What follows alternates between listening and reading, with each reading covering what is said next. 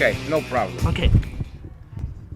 José Feliciano, thank you very much for having us here. Oh, it's nice to be here.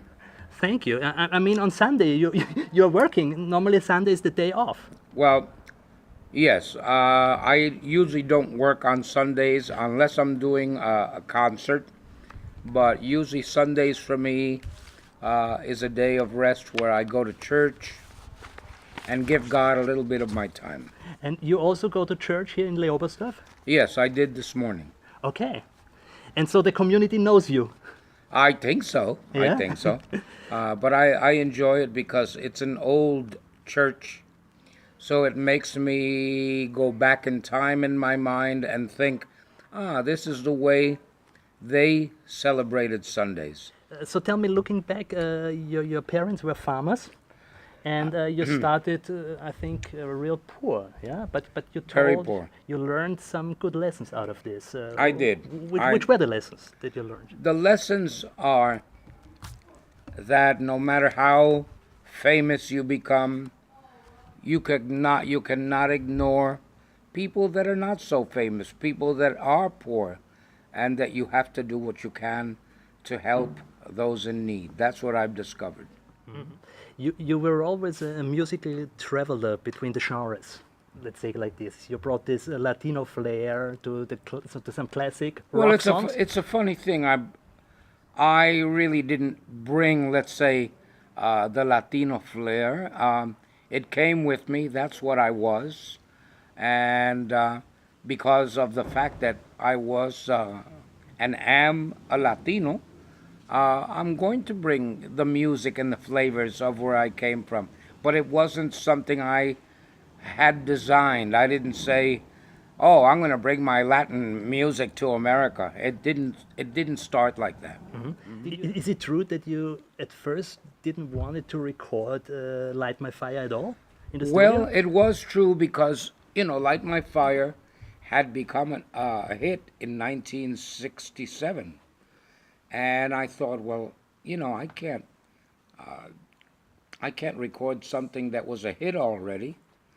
I didn't know that "Light My Fire," my version, would become an even bigger hit than The Doors. And it all blended well for me because I like The Doors music. So with "Light My Fire," I was showing them that I was a fan of their music, and I was very lucky.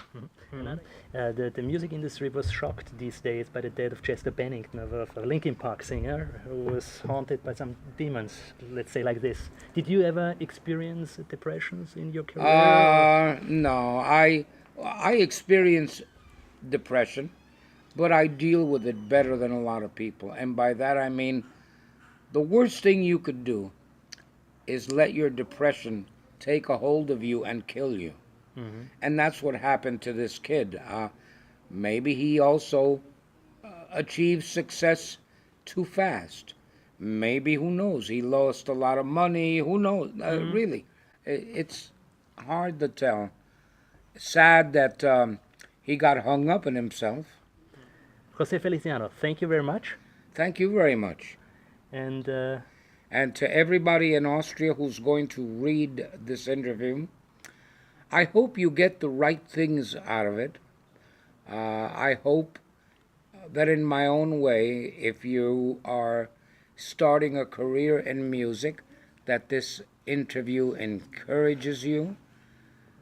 If you have a handicap, it's only society that's the biggest handicap of all. And to me, sighted people are the worst handicap for a blind person. Really, honest to God. I mean, like, you get on an airplane, they don't provide any material for a blind person to read. The menus now there are menus on the airplane, and, you always have to have someone telling you what's on the menu. I would like to be like every normal passenger. Look into the seat pocket, find the menu, find a magazine I can read. But society doesn't think of us. We're a minority. Mm-hmm. Thank you very much. You're welcome. Thank you.